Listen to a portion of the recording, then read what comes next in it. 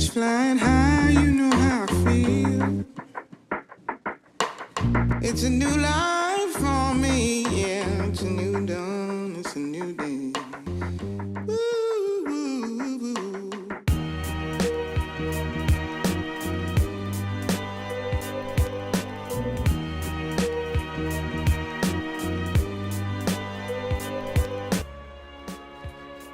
That early on in my life, my mother had said to me, the one thing that you will always have, no matter what, is your life purpose.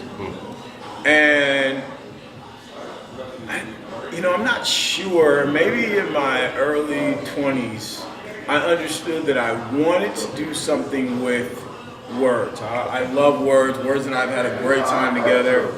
And so I was doing poetry, but it didn't seem like the path. There was something more, and I was constantly, I've been doing, this is my 20th year doing creative writing workshops in schools. And so there was something about the power of vocabulary to enrich the lives of the children I worked with that enticed me. Okay. And so my purpose kind of unfolded as I sought it. As I continued to seek out my life purpose, I was led through various twists and turns to a moment where I was in a classroom and none of the kids could tell me the opposite of violence. And I was with 6th, 7th, and 8th graders. There were about 60 of them. And at first I thought they were just playing with me, but 10 minutes in, they were like, no, we don't know the opposite of violence. And I was like, whoa, if you can't think it, if you can't think of peace, if you can't think of tranquility, I've even had people say the opposite of violence is love. If you can't think of these attributes, then you can't manifest it. Yeah. So that then became like, whoa, all right, I need to definitely look a little more into this language piece. And then the Boys and Girls Club asked me to do a vocabulary workshop for them. And they said it was ages K5 to, I think at the time it was like 12th grade. And I was like, oh, that's everybody. All right, well, because really when you get to 12th grade, you're really talking about adults. You're talking about all levels of humanity at that point. And similar to what I did to design my workshops for writing, I went back and dissected why I love it and what I do and how do I end up at the outcomes I have. And so by dissecting and deconstructing my own path to joy and happiness, I was able to assess that I'd been using healthy words to ensure that I was in a positive state of mind. And then I was there. The moment I even said healthy words, I think the next day I went and got it copyrighted. Like I just knew that was what it was about.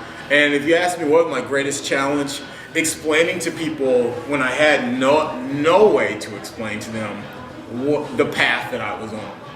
Because we're not in a traditional setting for a journey, so maybe me going to meet you at a coffee shop or me going to the library or online and just researching different elements of speech.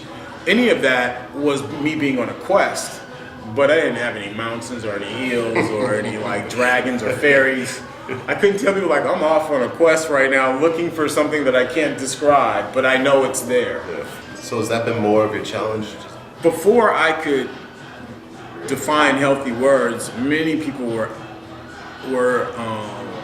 consistently asking me to find a different path.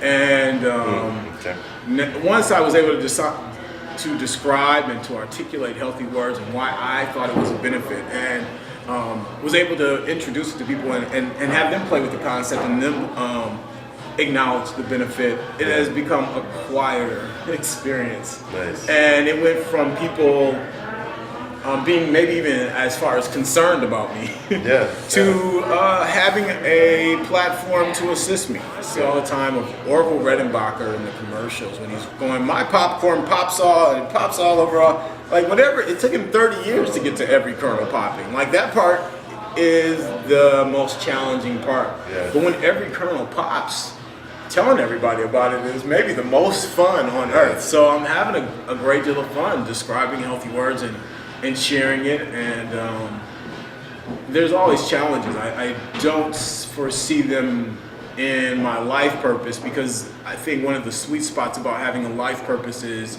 you simply get to live that.